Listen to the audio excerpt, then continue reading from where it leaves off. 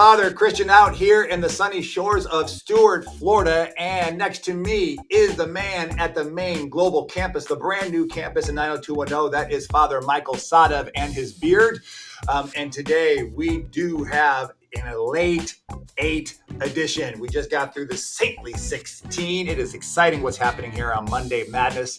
And we are taking it also to the streets today. And we have an awesome segment for you about that. So stick around to the end. But my friend, my brother, my new nemesis, it is good to see you. And how excited are you about this Elate 8 and what happened to the Sweet 16? Man, it is great to be with you today, and what a saintly 16 it was. I was shocked, I tell you, to see the way in which Zachariah took down Rose of Lima, 65% to 35%. The patron saint of Peru could not stand up against the 3-tool player. What about you, Christian? Yeah, I was getting really nervous and biting my fingers with El Filippo versus Gregory the Great. It came down to 500 vote one, and Canterbury was going nuts with it at the end there. And but Filippo pulled it out. But it was an exciting game, and good to see Philip keep it going. And Gregory, you're not so great right now. Going to be a tough Elate 8 for who to pick through, and I know our commenters were saying that already at the Saintly 16. I don't know how we're going to choose. Yeah, so let's talk about what are you looking forward to with this Elate 8? What is catching your eye, brother? Because now we're getting down to the nitty gritty. These are some tough showdowns. You know I'm a big fan, and I still believe in my guy Sundar Singh, but the people came out in a big way for Philip. So I could see a ton happen, and we've got a lot of folks rooting on Emily Cooper, Elizabeth. I don't know, man. I don't know.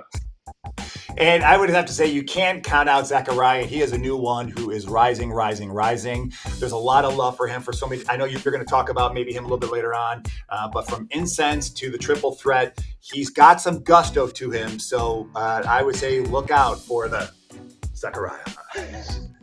Zorro? Before Zorro, there was Zechariah, because I'm sure that's how you spell it in Hebrew too. That's right. I took biblical Greek, so I didn't take Hebrew.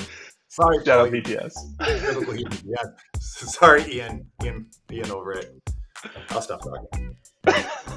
Well, as we get back on track here, one of the great things that we've been able to do is liven up and hear from all of you in the Lenten Global Madness public.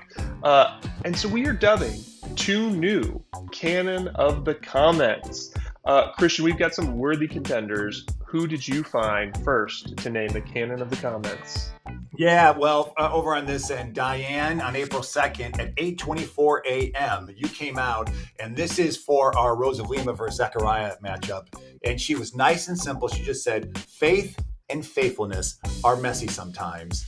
Yes, exclamation point, which is just so true. You know, I don't know if you were talking about Rose and it would get bloody and stuff she was doing, but all I know is that is so true. Faith and faithfulness, they get messy sometimes, and we got to be prepared for that. Sometimes we just want nice manicured Christianity. So God bless you, Diane. I loved your comment. 20 hearts, you deserve 200. Well, shout out to Diane and all those hearts. I have to say, I know we're making Canon of the Comments, but I have to feel like we're making provost posters, sacristans of Instagram stories, elders of Instagram, because I have to give a special shout out to St. Francis House on the University of Wisconsin-Madison. These guys have been doing this for the last 3 years. Some of you have probably been to our Instagram page. We've got we're close to 600 followers as we're moving through in just 2 weeks. Part of that is the work that St. Francis House has been doing, where they are posting stories every day for our matchups. They're sharing the good news. They're gathering together. These guys are awesome. We are so thankful for all that you guys are doing. You get all the honorary titles. Well done, St. Francis House. Shout out to you all. All right. So, brother, the big part of Lent Madness is it is a tool, an evangelism tool that for us to share it with the world writ large of this fun part of learning about the saints coming closer to Jesus. And so we want to take a test. How is that working? How is the mission of Lent Madness happening? So you, my brother, you went out there, took a camera crew, and you went out to the streets for our first segment of Saint on the Streets. Let's see how it went. I went coast to coast and from cathedrals to courts to find out what's the true tournament of March. Have you ever heard of Lent Madness? No. No. Oh, okay. They haven't heard of Lent. Have you heard of March Madness? Yes. Okay, who do you think is going to win March Madness? LeBron. Okay. All right. Now, have you ever heard of Lent Madness? Not at all. What is Lent Madness? I have no idea. No idea. Now, who do you think is going to win Lent Madness? Shoot. Not a bad guess. Better than LeBron, I will say. For who is going to win the Golden Halo? Any thoughts? Who would it be? Our Lord and Savior Jesus Christ. You know, Jesus is a big pick these days. What do you think is the biggest bracket tournament in all of March? March Madness, the women basketball. The women's basketball. All right. Tell me, who's going to win Lent Madness? Oh, it's gonna be me. All the way from France, are they talking about Lent Madness? Yeah. They are. Yeah. You've heard of Lent Madness? Yeah. What do you think about it? What is it? I don't know. Who do you think is going to win the Golden Halo? I don't know. All right. Well, we'll see. Have you heard of Lent Madness before? I have not. I don't have idea. You don't have any idea? No. Not even a guess. No. Say, Sundar Singh versus Xavier. Who would win the Golden Halo? I'm gonna go Xavier. Why? I like the name. Is Xavier or Sundar Singh going to win the Golden Halo? Xavier, And why is that? because I like his name better. Okay. Now, who do you see winning between Xavier and Sundar Singh, Emily Cooper? I'm gonna go Xavier. Why? I like the name. That's like the fourth one who just likes the name! I can't find anybody who knows anything about Lent Madness. Wait, it can't be. This guy's gonna know for sure. Sir, Yeah. do you know who's gonna win Lent Madness? Meant what? What are you even talking about? Get out of here.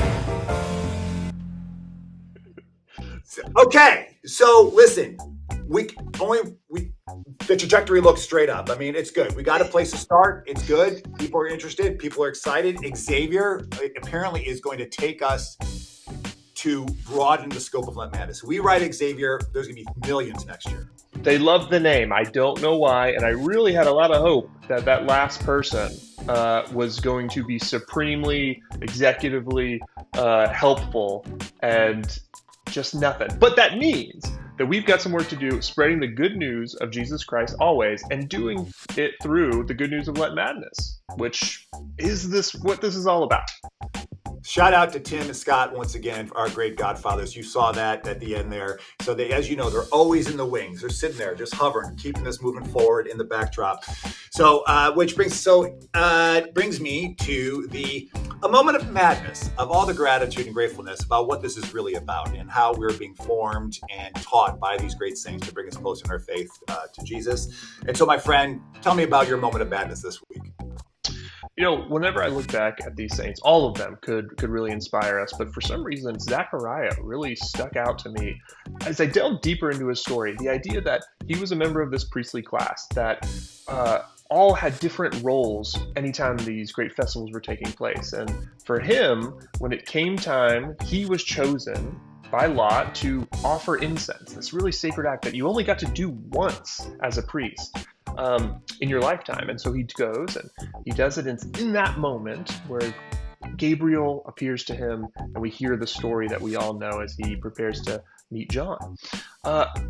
And as we move into Holy Week, right, you and I as priests, we continue to go and offer worship. We've done this a million times. There's a ton of parishioners who have been to Holy Week services over and over again. And each time it is so special. It is so holy, and we let it become familiar. And so if we are willing to prepare ourselves to encounter God, hopefully through tons and tons of incense, but no matter what, God shows up in ways that we can't even possibly imagine. And so I'm hoping that this Holy Week for you and for me is going to be like that of Zacharias, where we enter into this incredible moment through our wonderful and holy and right worship, full of incense.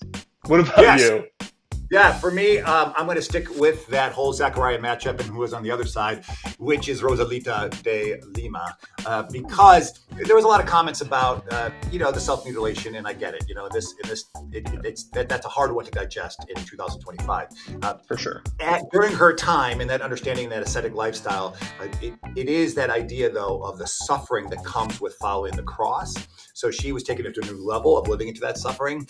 But it is a good thing for us in 2025 to remind ourselves as Christians where sometimes culture and cultural Christianity will lead us to a self-empowerment gospel. How does Jesus make my life easier and more comfortable? And sure, he is the hen that brings us into the fold. There's a loving part of it. And also there is the part that we go and suffer with others who are suffering.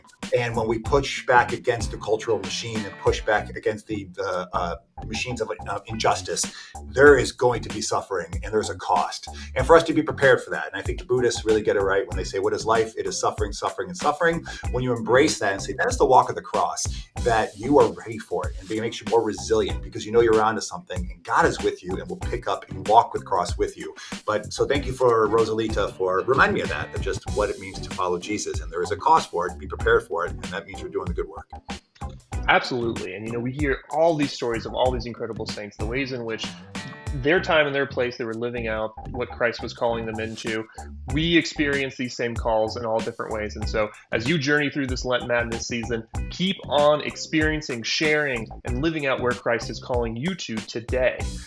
We will be back with you coming up tomorrow for the Daily Saintly Showdown, another Monday Madness as we make it through the Elate 8 and move in. Can you believe it? The Faithful 4 is on the horizon. It's going to be an incredible closeout, and the fun has just begun. Happy Lent. Happy Lent.